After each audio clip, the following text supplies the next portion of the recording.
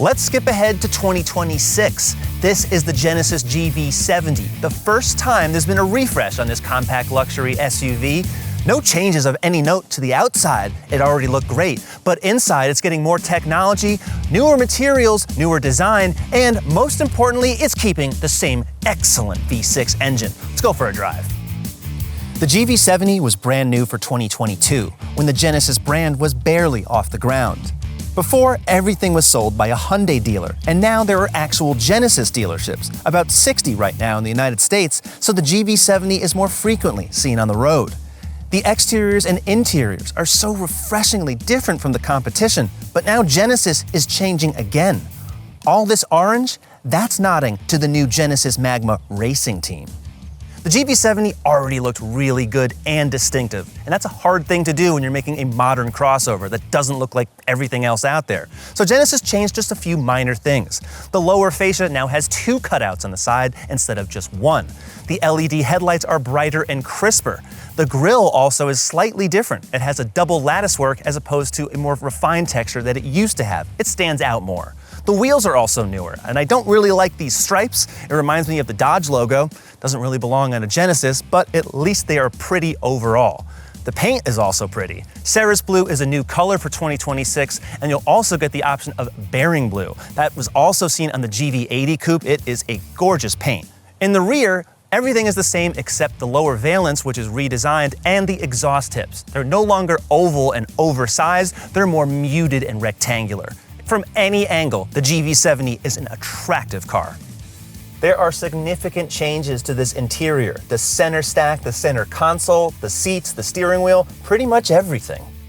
The dashboard is now lower and flatter. There's a single 27-inch screen spanning across instead of an instrument panel set into a cowl and a smaller single screen. There's a new steering wheel. The air vents have been moved up. The shortcut buttons have also been moved up as a touch-sensitive panel. There's wider diamond patterns in the seats, orange stitching. That also replaces the red trim that you used to see, including these orange seatbelts. That's because that's the new color of Magma Racing. The real feature, though, are seatbelt pretensioners for the rear. That was not offered before. There's also acoustic side glass to make the whole cabin quieter, especially back here, and the same heated outboard seats and third zone climate remain on this top trim. The GV70, like the G70 sedan, has a very small cargo hold for the class, 29 cubic feet behind the second row and about 57 when it's folded.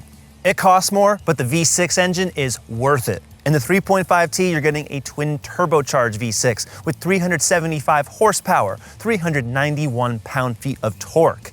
The 2.5T has a turbo 4, of that same displacement, 2.5 liters, as it says in the name, 300 horsepower, 311 pound-feet. Competitive, but hardly the performance of the V6. Choosing either one nets you all-wheel drive and an 8-speed automatic transmission. The one benefit of the 2.5 liter is improved fuel efficiency, especially with the standard 19-inch wheels. With the 21s on this V6, you're definitely getting mileage in the high teens if you're lucky around town. It has a 17-plus gallon tank, but really, you're not going to go too far with the GV70 like this. There's another powertrain, the electrified GV70, that we review separately, so go check that out. My favorite thing about the GV70 is the engine. It sounds good, it responds well. It's a 6-cylinder engine with 2 turbos. I will go on record saying I've never driven the 2.5T. Not that it's bad, but it's inherently less luxurious. In terms of refinement, sound, and response, you pay a lot more for this 3.5T. But given the looks, especially on the outside, I think you should give it the full beans.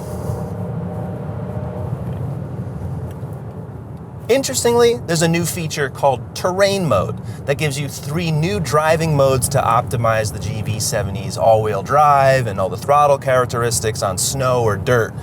But let's face it, no one is taking a vehicle like this anywhere remotely difficult. So it's kind of a nice little gimmick, but the driving switch is redesigned, it looks nice. But the Sport Plus, that is really what defines this car when you're getting the 3.5T. The response, the transmission, even how the bolsters on the seat automatically hug you. I like that. For 2026, there's a new feature that will automatically compensate accelerating like this and braking.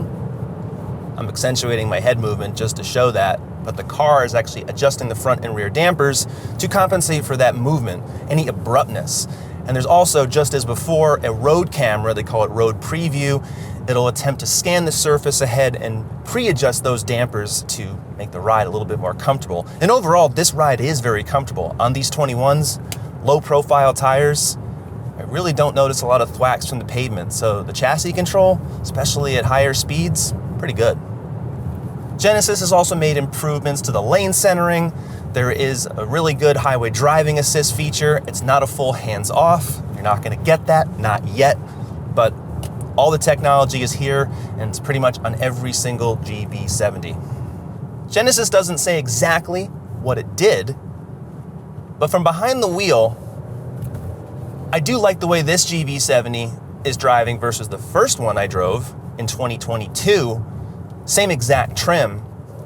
I felt that one just to be a little bit more distant in its steering. It wasn't as sharp as the G70 sedan, and this is roughly the same size and weight, all of that. This one is now driving like the new GV80 and GV80 Coupe. Check out those reviews. It's more immediate. It's reacting better, it really is. It's also important to note that the GV70, even in this Sport Prestige trim, isn't really at the sportiness you'll find of a BMW M Performance or say the new Mercedes AMG GLC 43. That car and the BMW elevate it just enough where you're getting a lot sharper throttle responses and chassis movements. Genesis is still tuning it one step down.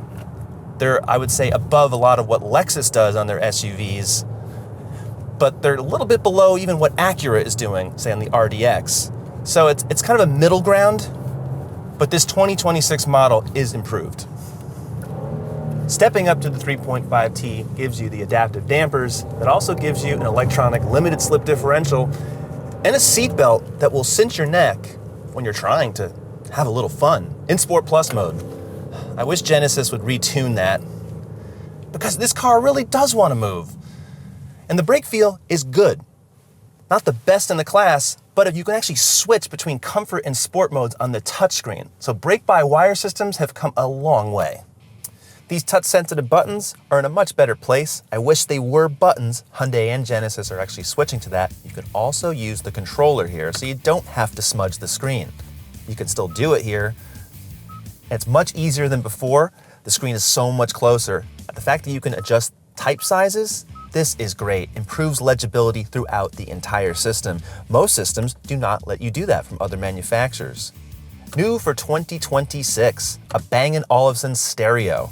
Now this uses Biosonic, so you can go in here and you can change essentially treble and bass on this nice little graph.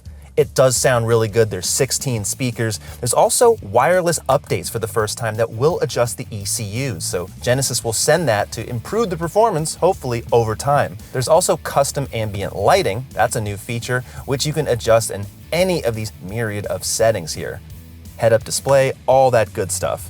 Wireless Android Auto is also available, and else this system is basically the same as you'll find in the current GV80. It's much improved, and it flows seamlessly into the instrument panel. The 2026 Genesis GV70 starts at $48,000. There are 6 trims. The one I tested, the 3.5T Sport Prestige with destination, $72,000. It's more expensive now to get the V6 versus the 4-cylinder since the 3.5T Sport trim was dropped. But you're getting the same 5-year warranty with 3 years of included maintenance. The competitors, the BMW X3, Acura RDX, Mercedes GLC, Audi Q5, and the Volvo XC60 are the prime ones. Genesis is making the right play. They're not going for the lowest price, they're going for the highest quality. And the GV70 is still delivering, even in this top Sport Prestige trim. It looks good, it drives even better, and the inside is absolutely elegant and class. If you're looking at established luxury brands, say from Mercedes or Audi, you're not going to find this level of detail, and you're definitely not going to get treated like you do inside a Genesis with the warranty and the service. But what do you think? What compact luxury SUV are you looking for? Well, go to CarGurus.com to shop around, and then subscribe to our YouTube channel where you can watch all of our reviews. We'll see you next time.